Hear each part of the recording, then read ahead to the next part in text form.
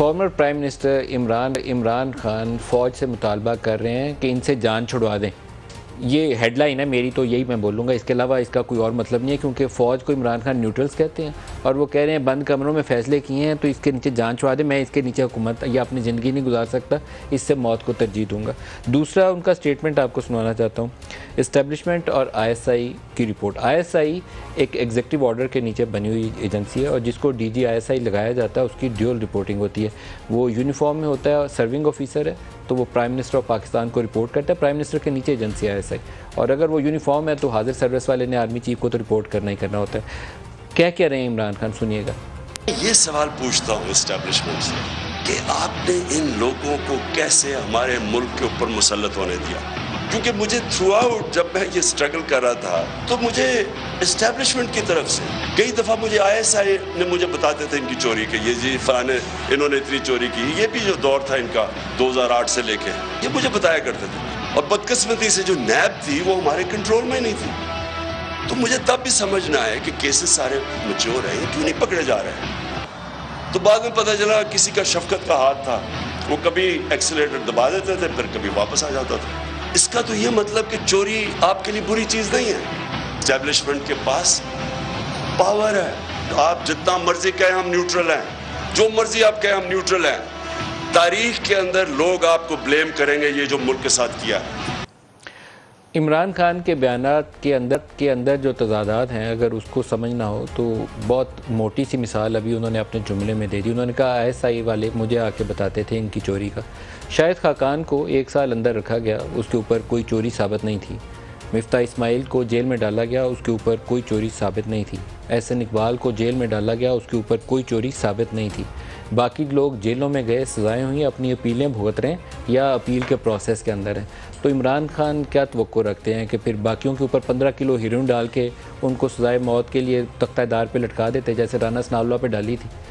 उस पर दस्ते शफ़क़त तो मुझे नहीं पता किसने रखा है, क्योंकि 15 किलो हेरोइन किसी ने ज़रूर डाली थी। अगर एक्चुअल निकली होती तो फिर राना सनाउल्लाह को आज तक तो हम सूली पे लटकता देखते, उससे कम उसकी सज़ा नहीं है, सज़ाए मौत उसकी सज़ा है। तो ये एक अनफॉर्चुनेट रियलिटी है जिससे वो आंखें चुरा रहे हैं। और वही ISI जिसने जब आके नेशनल सिक्योरिटी कमेटी के इजलास के अंदर प्रेजेंटेशन दी ऑफिशियल, मैं उन मेंबर से मिल चुका हूं जिन्होंने प्रेजेंटेशंस दी थी, उन लोगों से तफसीलात हासिल की, क्या क्या चीज़ें बताई गई थी उनकी पूरी। मैंने इनकी पार्टी के लोगों से भी पूछा, बाकी लोगों से भी पूछा कि कोई गैर मुल्की एजेंडा, गैर मुल्की साजिश नहीं थी जिसको ये ख़त असद मजीद को लहरा के कहते थे कि फॉरेन कॉन्स्पिरेसी थी। उसी ISI ने प्रेजेंटेशन दी थी कि नो सच एविडेंस कि कोई गैर मुल्की हाथ इसमें मुलव्वस है। आप अपने जो एलाइज थे उनका एतमाद खो चुके हैं, दूसरों ने उनके साथ ताल्लुकात बढ़ा लिए हैं, आपका साथ छूट गया। ये इनको ब्रीफ किया गया फॉर्मली, लेकिन वो ISI पहले सच कहती थी बकौल इनके, आज वो ISI झूठ कहती है। और एक इन्होंने कहा कि मेरा पूरा कंट्रोल नहीं था नैब के ऊपर और इस्टेब्लिशमेंट बहुत पावरफुल थी। ये वो सवाल था जब मैं इनसे इंटरव्यू करने गया तो मैंने ख़ुद इनसे पूछा कि बॉस आप हैं या बॉस जनरल बाजवा हैं, क्योंकि इनकी हुकूमत के ऊपर सबसे बड़ा चार्ज ये था कि सेम पेज कहते हैं, तो सेम पेज के नाम के ऊपर इनसे चलाई नहीं जा रही, चला वो रहे हैं। कोई मिनिस्टर ढूंढना पड़ता है। मतलब मैं मोटी मिसाल दूंगा, आई होप कि इसके ऊपर कोई बुरा नहीं मानेगा। फाइनेंस मिनिस्ट्री चलाई नहीं थी जा रही, तो फाइनेंस मिनिस्टर ढूंढने के लिए मदद उधर से लेनी पड़ी थी। गवर्नर स्टेट बैंक नहीं था मिलता, तो गवर्नर स्टेट बैंक के लिए मदद उधर से लेनी पड़ी थी। मीडिया टीम नहीं थी चलाई जा रही, तो मीडिया का एक फॉर्मर DG ISPR को मीडिया एडवाइज़र ला के उधर से लगाना पड़ा था।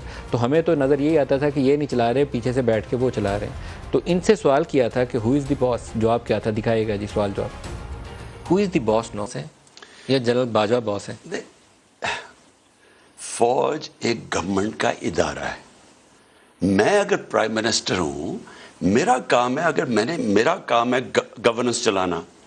मुझे जिधर भी किसी इदारे की ज़रूरत पड़ेगी अपनी गवर्नमेंट चलाने के लिए, मैं उसको इस्तेमाल करूँगा। मुझे तो कोई फ़ौज से प्रॉब्लम नहीं है, मेरे लिए तो वो एसेट है फ़ौज। फिर इनसे एक और जवाबी सवाल ये हुआ कि नवाज शरीफ तो कहते थे कि धरने के दिनों में वो उस वक्त के जो DG ISI थे उन्होंने इनका इस्तीफ़ा मांगा था, तो अगर आपके साथ ही सूरत हाल हो तो फिर क्या होगा, उसका भी जवाब सुनिए। नवाज शरीफ है, ये कभी भी डेमोक्रेट नहीं था।